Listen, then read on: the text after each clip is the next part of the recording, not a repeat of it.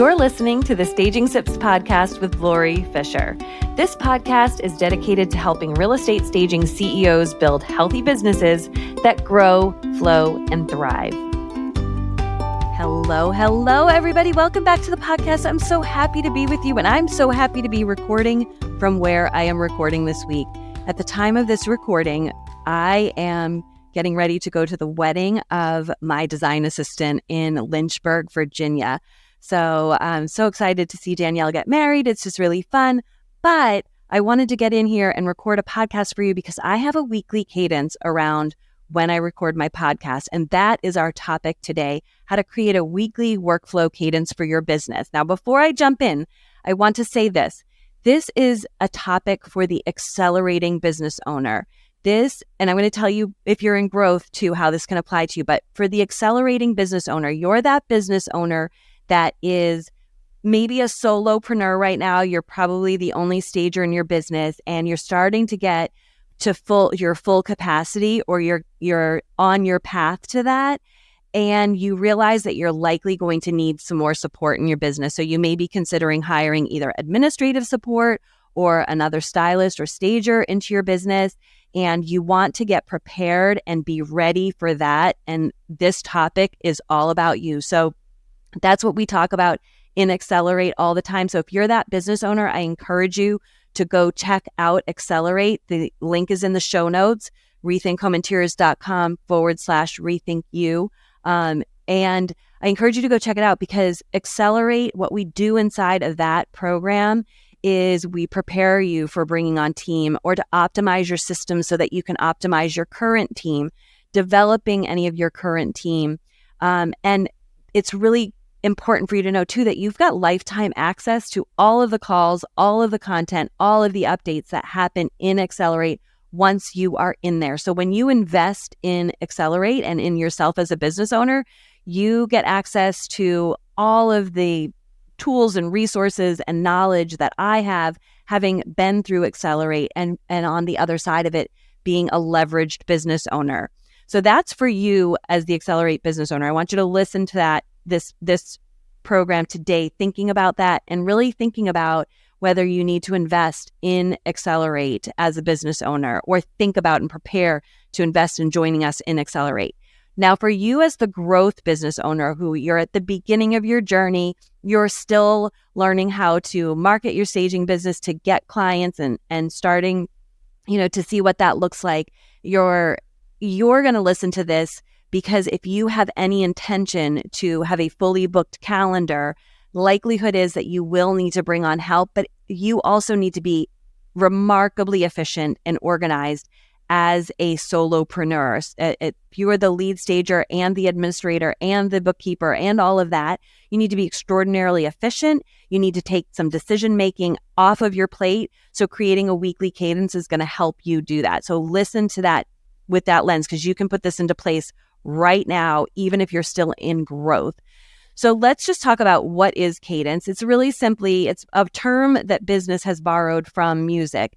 It's basically the rhythm to how regularly scheduled things happen in your business. It's a sequence of routines, processes, systems that happen with varying frequency inside of your business. So you can create a weekly cadence around things like your financial reviews, approving team hours, your appointment days and times, what days you do installs, what days you do D-stages, when do you do restocks, when do you do pulls, when do you host meetings, when do you do performance reviews, what's the timing of your deliverables if you are doing any kind of design work, when does that happen, when do they get worked on, that kind of thing. So you can really create a weekly cadence around anything. And like I said, the importance of it is really efficiency, that you don't spend time in decision loops or decision fatigues about what to do, how to spend your time, what you should be sitting down and looking at.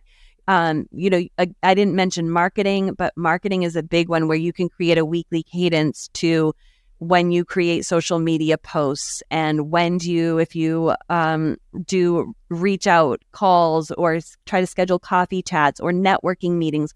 All of that is part of a weekly cadence.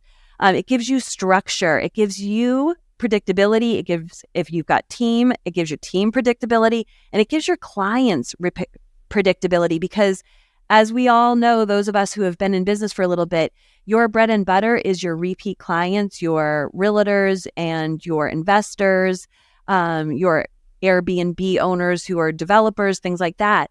If you have a weekly cadence to how you operate, they will get to know it too. And it makes it a lot easier for them to do business with you. I know there was coming out of RISA, there was a presentation about be ridiculously easy to work with. This is one of those areas where you don't need to have no boundaries to be ridiculously easy to work with, but you can have predictability that your clients can depend on. And our clients love the predictability of working with us because they can really help their clients schedule their styling evaluations and things with us because they actually know our schedule because it is the same. It's predictable. But anyway, it's basically you're just creating habits for your business. And this is something that is so important because the more habitual and routine you can make something, the easier it is for you to scale it and grow it over time. If you do something different every day of the week and there's no rhyme, reason, order to it, it makes it very difficult to slot team in and help them feel like they know what they should do every time they show up to their job. So let's dive into how to start. I'm going to share with you how I started, and then we'll talk about how you can begin to do this for yourself. I'll weave it all together. How about that? I won't make them separate. We'll weave them together. So how do you start? So just for background for you, I had operated my business for 2 years, really willy-nilly. Really anything goes, any appointment happened whenever. There was no predictability. There was no predictability to anything. So I had to hire somebody to help me because I wasn't really sure how or where to start. So what I'm about to share with you for free is what I spent $7,000 on in 2013. It was the best $7,000 investment I ever made. So when you are thinking about investing in your business, I want you to think about not what the investment is in the short term, what is it in the long term? So this $7,000 investment that I made in 2013 to work with a productivity specialist has changed everything about the way I do business, and I get to teach it to you as well. So it just has dividends that ripple out so far. So here's how I started with the productivity specialist. I took out a calendar. That was my first thing, was to look at a calendar, a weekly calendar, and begin to think about the kinds of appointments. We started with appointment types first. So at the time that I worked with her, I had two service models. I had styling evaluations, my consultations, and vacant installations. So those were my two service offerings at the time. So what she had me do was to look at the calendar and decide what days of the week I would do each of those appointments. And I landed on Tuesday, Wednesday, and Thursday would be available for both of those service offerings. And that I wanted to work on the business on Mondays and work on the business on Fridays. So I wanted time to be able to do my networking. So I could choose networking meetings that happened on Mondays or Fridays. In my case, I had already started one on Tuesday mornings, but it finished at 9:00. So I'll tell you about how that played into the rest of my Tuesday. But I knew that any marketing opportunity, a coffee chat, anything like that, I could immediately go to my Mondays and Fridays for that. Anything I wanted to do in terms of writing my blog posts. I also had teleconferences at the time that I did based on my podcast or my blog. So I could work on that on Mondays. On Fridays, I worked on looking at financials. Was there anything else I needed to do? Were there any things I wanted to, I learned that maybe I needed to give people guidance I could do, create checklists for them. Though it was my day to do that kind of stuff. So anyway, Tuesday, Wednesday, and Thursday was what I decided would be my service delivery days. Then I needed to decide for my styling evaluations, what was the start time, what was the end time for each of those appointments. Now, my styling evaluation, my consultation is an up to 2-hour appointment. So I created scheduling blocks from 10 to 12 and 1 to 3. And again, this was when I was just the only person in the business. So I only had these 3 days available, and I only had these 6 time slots available, which was really helpful for me to be able to see how my revenue was going to be impacted by my availability to have 6 weekly styling evaluation appointments at X price at the time. It helped me financially project as well. But then also, I decided that my vacant installation days could also occur. So if I didn't have any evals, I had availability for vacant installations on Tuesday, Wednesday, Thursday from 9 to 3. And I did that because I had kids at the time and I needed to schedule around drop off and pick up at school and things like that. So that was my vacant installation days, which allowed for Fridays and Mondays also to be for vacant pulls and any restocking of things on my shelves that I needed to. So I had a nice flow to the week for that. That was my first thing, because to that point, if somebody wanted an appointment tomorrow at 8 a.m., I would be there. And it was very difficult for me to remember. It was hard for my clients to know. They just thought I could work at all hours of the day. It helped me really dial in. And then my clients knew, oh, she typically does her appointments from 10 to 12 and 1 to 3. So I can already tell my clients this is her availability and start that process. Made it really easy to work with me, which was an unexpected benefit to that, truthfully.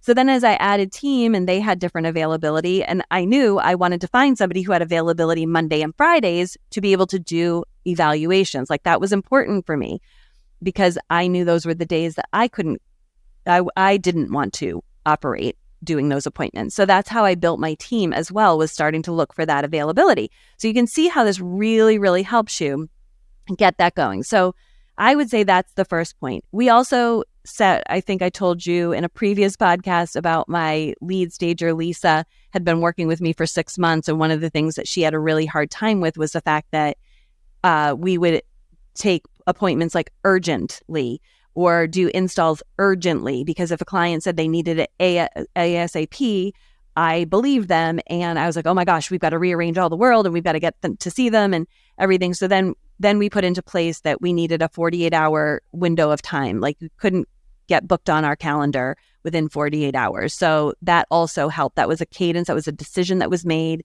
and it made it very easy for us to be able to manage our time better, because we were exploding our weekly cadence every 5 seconds if somebody had an urgent appointment. So I encourage you to set that as your boundary. If you're going to, well, you should do a weekly cadence, not if. When you do your weekly cadence is to set boundaries around how quickly someone can get on your calendar, especially for a vacant. A vacant requires time, planning, organization, even when you have a team. So don't have your team running on adrenaline all the time because you are feeling scarcity to get somebody on the calendar. Every once in a while, do you make an exception for a client? Yes, you tell them it's an exception. You remind them you don't normally operate this way so they don't get used to it. Anyway, as you can see, it has a lot of ripple effect when you create this cadence. Sorry, I'm getting so off track because I just think this applies in so many places.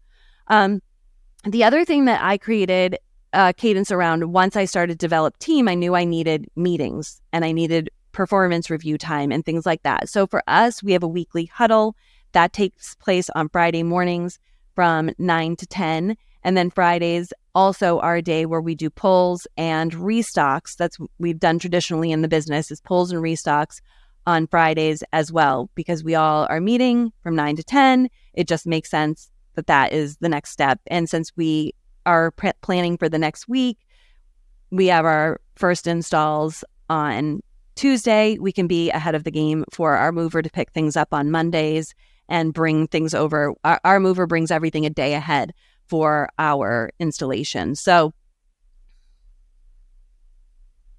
that way we are up and running with no problems once we get to the install. So that's how we've traditionally done that in my business.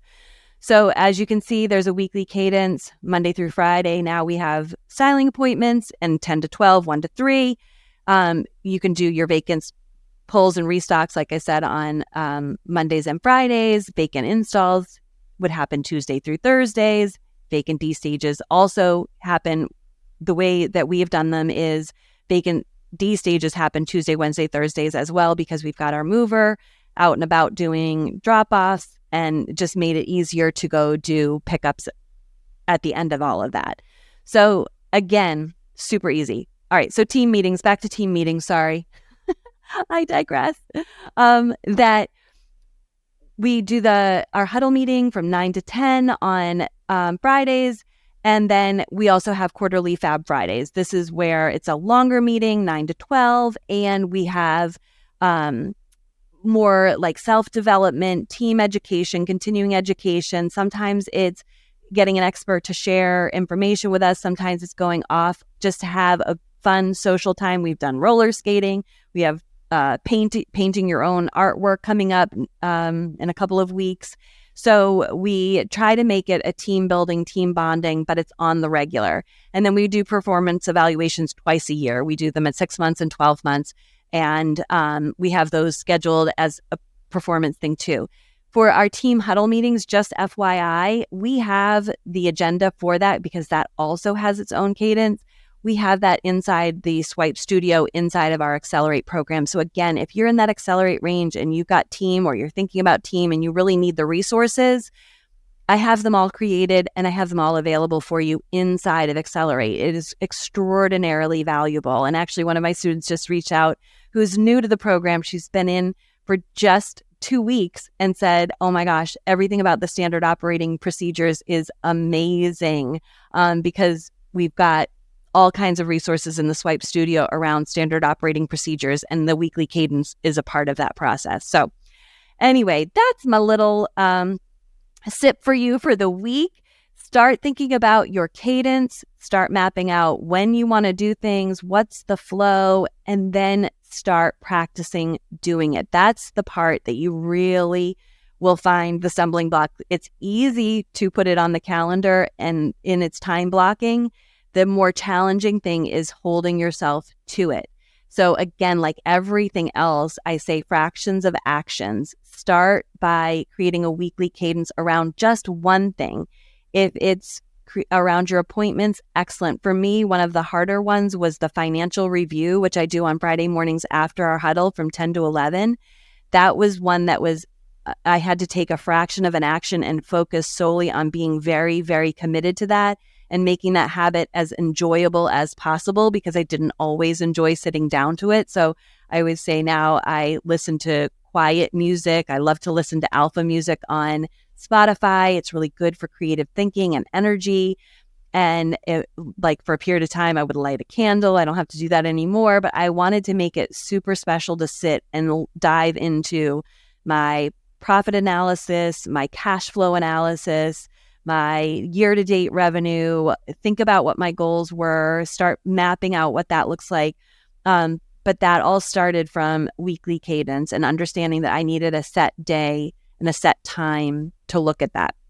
So you can do all kinds of things to help yourself create this weekly cadence. But again, staying focused on putting it into practice is going to be the most valuable thing you can do.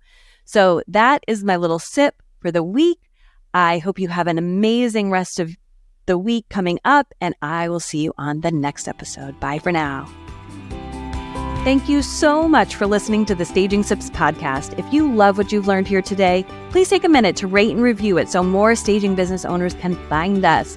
And if you want to learn more about how to market and grow your staging business more strategically, I'd love to see you join us inside of the Rethink You Accelerate mentorship program. It is open enrollment. You can get more details at rethinkhomeinteriors.com/rethinkyou. Would love to see you inside.